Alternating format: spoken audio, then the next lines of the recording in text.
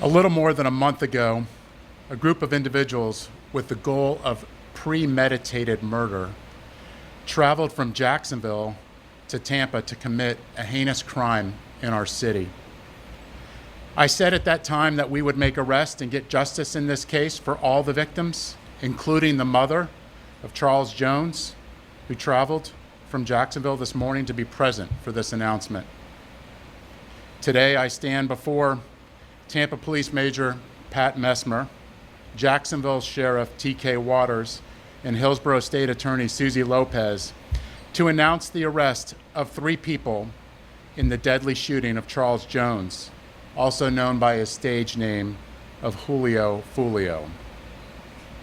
In addition, we have warrants and are actively searching for 2 other individuals in this case. Today's announcement would not be possible without the outstanding investigative work of our homicide detectives and with the assistance of the Jacksonville Sheriff's Office and the ATF. These individuals took extreme measures to try to cover their actions, but they were no match for our investigators. Isaiah Chance, Elisa Andrews, Sean Gaithright, Davion Murphy, and Rashard Murphy are all accused of playing a role in Jones's death and are all charged with 1 count of murder in the first degree, premeditated with the discharge of a firearm, and 1 count of conspiracy of murder in the first degree, premeditated with the discharge of a firearm. Chance, Andrews, and Gaithright were arrested over the weekend in Jacksonville. Davion Murphy and Rashard Murphy are still fugitives of justice, and we are working closely with the Jacksonville Sheriff's Office and the U.S. Marshals to apprehend them. On June 23rd, Tampa police officers responded to a shooting on McKinley Drive and located 4 victims. 1 person, later identified as Charles Jones, was pronounced deceased. Jones was in town celebrating his birthday and posted on his social media his locations several times throughout that night. Surveillance video was critical in this investigation, as suspects were seen on video following Jones from location to location. This shows the lengths that these individuals were willing to go through and achieve that this murder would occur. At 4:15 in the morning, Jones began to head to a hotel on McKinley. One of the suspect vehicles is seen following the victim. However, instead of following them into a parking lot, they stage across the street. At 4:38, 3 shooters exit a vehicle and walked in the direction of the hotel. They murdered Jones with a handgun and 2 rifles. This barrage of gunfire also struck 3 additional victims who miraculously survived this incident. Let's look at this video.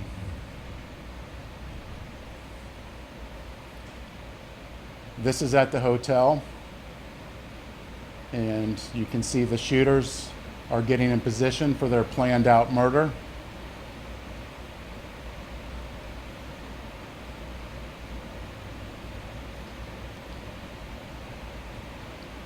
And they are shooting at Charles now, and you can see that he's the passenger in that car that's moving and trying to flee.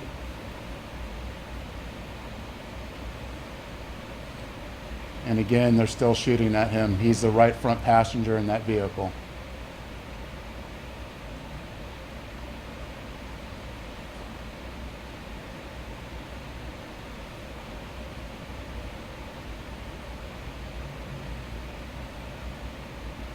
It's clear from that video what they were set out to do and what they had planned to do.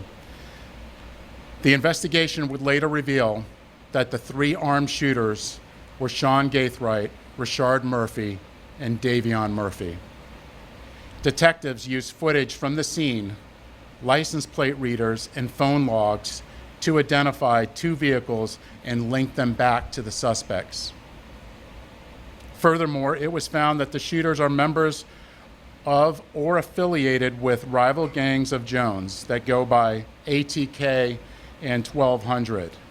Jones was part of the 6 Block gang. Detectives believe that the ATK and the 1200 worked together to target Jones as part of an ongoing feud in Jacksonville.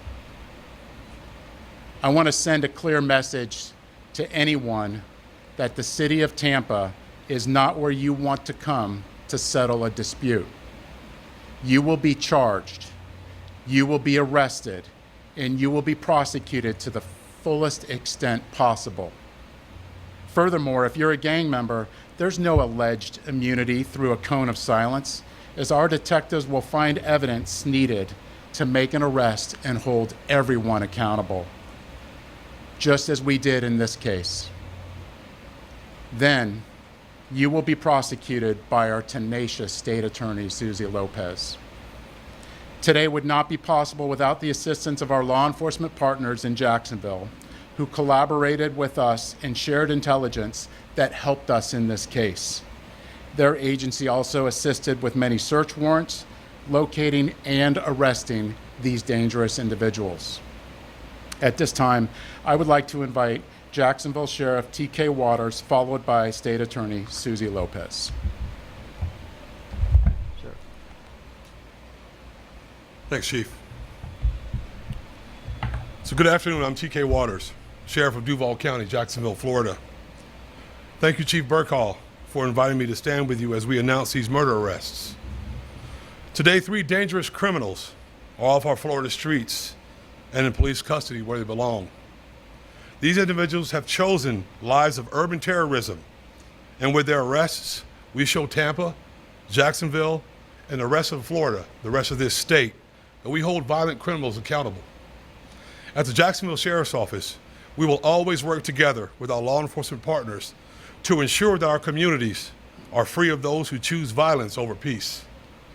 I want to applaud the investigators from Tampa PD and JSO for their committed collaborative work to bring violent criminals to justice. What I saw in this partnership evidenced the very best of information and resource pooling to ensure public safety. In closing, I want to directly speak to those who choose violence and those who embrace a culture that glorifies violence. Florida, Tampa, JSO, Jacksonville, Miami, wherever you are, will not tolerate foolishness, will not tolerate shootings and needless violence. We will not make excuses for poor decisions. We'll hold you accountable for your criminal actions. Florida is a state of law and order. Law enforcement agencies in this state will always work together to protect the good and decent people who chose to live within the law. And we will always work together to ferret out those who choose the lives of violent crime. Thank you.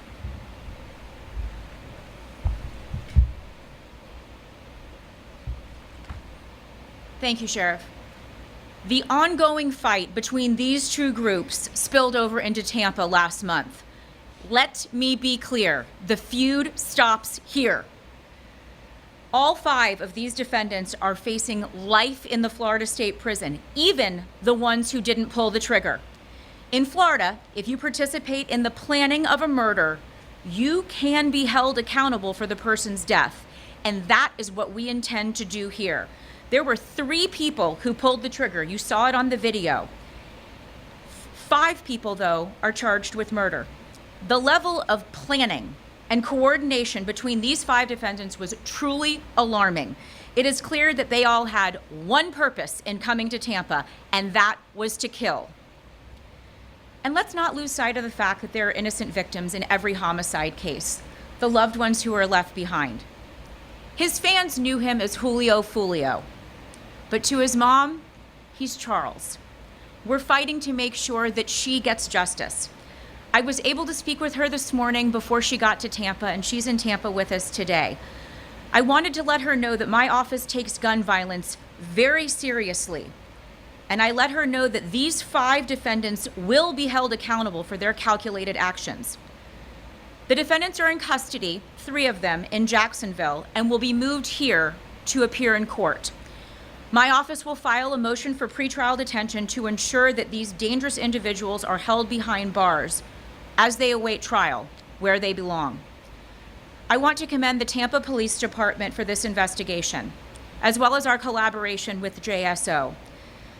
The TPD investigation developed a mountain of evidence, and we will work hard to ensure that justice is served for all victims in this case. Thank you very much. I have some time for questions. Sheriff, it looked like a scene from the movie that shootout. Speak on the level of planning to carry that out. It's extensive, and the state attorney spoke about it, how the mountain of evidence, this would not be possible if it wasn't for our hardworking detectives in getting evidence from videos, tag readers, and cell phones. This amount of work I have not seen before, and it would not be possible if it wasn't through our detectives and through us working collaboratively together with the JSO and the ATF and the U.S. Marshals. Chief, that game that you referenced, 18K, is led by a rapper, Limited Case, and in the hours up until the shooting, the release of video singing which referenced the violence. I'm just curious if that rapper, Limited Case, is under investigation and possibly what's not social media. So our investigation's still ongoing, and Sheriff, if you have any other details that you want to speak onto that? So Young and Ace has long been known in Jacksonville. We are consistently monitoring those groups. We have people that are always watching them. I won't speak to the chief's investigation. That's up to TPD. We don't have an investigation on him right now, but he can't move around in Jacksonville without us knowing about it. And that's for the betterment of our community. Any words to those two suspects that you are out there looking for that obviously will still know that y'all are looking for them? We're pretty confident they already know, and to turn yourselves in so we can have this resolved peacefully. And of course, to anybody out there that knows where they're at, to let us know so we can get them in custody and hold them accountable. Chief, we've seen gang violence here in the city of Tampa, and now they're coming from other cities. What's the department doing to combat that? Right now, look at what we're doing right now. We're bringing to justice 5 people in a murder in a case that is very difficult to make an arrest. It's us working collaboratively with the community, with Jacksonville, and if this doesn't make a statement, I don't know what does. Second question, that area where it happened, around Bush Gardens, there's a single incidents just this one alone. What do you guys think you can do to ensure that students are safe and people visiting that area? Absolutely. We have officers everywhere. There's particular places in there that we actually are holding accountable for businesses that are allowing this type of activity that we're actually bringing up to a public nuisance abatement.